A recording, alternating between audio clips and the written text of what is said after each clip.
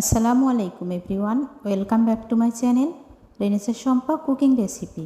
আজকে আমি আপনাদের সাথে শেয়ার করব পাঁচমিশালি শাকের একটা রেসিপি। আমি কিভাবে আজকে খুব সহজে পাঁচমিশালি এই শাকটা রান্না করব। অবশ্যই আপনারা প্রথম থেকে শেষ পর্যন্ত আমার ভিডিওটি দেখতে থাকলে বুঝতে পারবেন। একেবারেই ঘরোয়া উপায়ে আজকে আমি এই শাকটা রান্না করে নেব।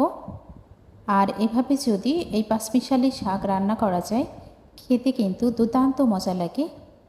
আশা করি আজকের রেসিপিটা আপনাদের কাছেও খুব বেশি ভালো লাগবে। যারা যারা আমার ভিডিওটি দেখতেছেন কিন্তু এখনও লাইক দেন নাই, প্লিজ একটা লাইক দিয়ে দেবেন। আর যারা যারা আমার চ্যানেলটা এখনও সাবস্ক্রাইব করেননি, প্লিজ সাবস্ক্রাইব করে আমার পাশেই থেকে যাবেন। চলুন বন্ধুরা, মূল রেসিপিতে যাওয়া যাক।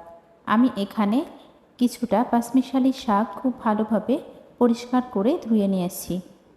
এখন আমি এই শাকটা কীভাবে রান্না করব সেই প্রসেসিংটাই আপনাদের সাথে শেয়ার করব।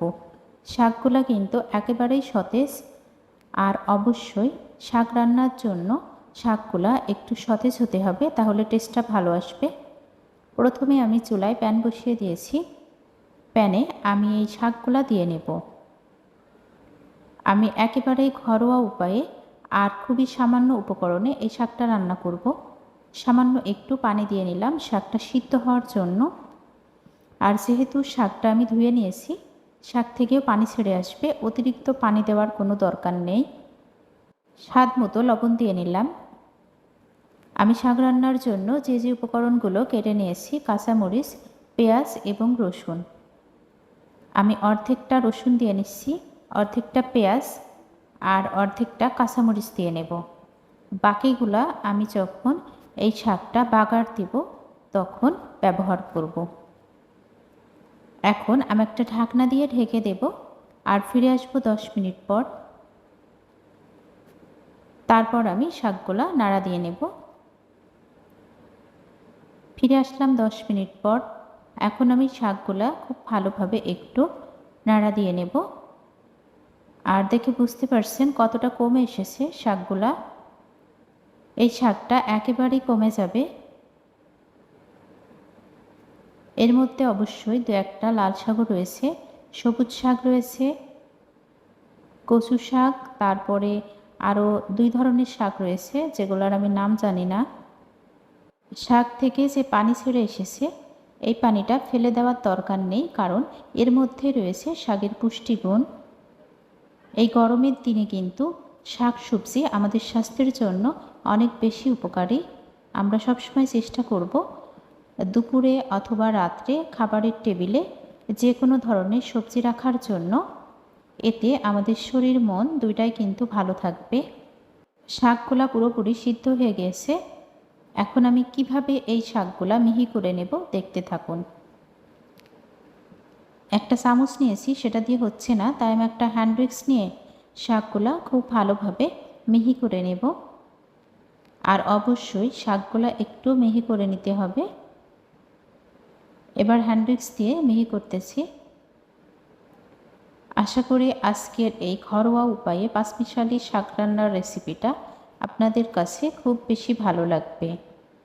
যেহেতু আমরা শহর অঞ্চলে বসবাস করি, সেই ক্ষেত্রে এরকম পাঁচমিশালি শাক পেতে একটু অসুবিধা হয়, তবে গ্রামে কিন্তু এগুলো অ্যাভেলেবল পাওয়া যায়। শাকগুলা আমি মিহি করে নিয়েছি, অলরেডি উঠিয়ে নিলাম। কড়াইটা ধুয়ে নিয়েছি, সে কড়াইয়ে পরিমাণ মতো সরিষার তেল দিয়ে নিলাম। তারপর বাকি পেঁয়াজ রসুনটা দিয়ে নেব।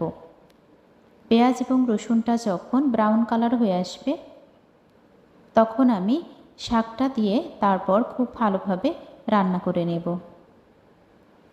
অবশ্যই কিন্তু পেঁয়াজ এবং রসুনটা একটু ব্রাউন কালার করে নিতে হবে, তাহলে শাকের টেস্টটা ভালো আসবে। হয়ে গেছে পেঁয়াজ রসুন ভেজে নেওয়া। এখন আমি এই শাকটা দিয়ে নিলাম। তারপর খুব ভালোভাবে মিক্সড করে নেব।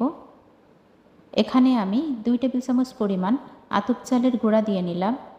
এই আতপ চালের গুঁড়াটা দেওয়ার কারণে এই শাকের যে একটা ঘনত্ব, এটা কিন্তু বেশ গাঢ় হবে, আর তাছাড়া শাকের টেস্টটাও ভালো আসবে।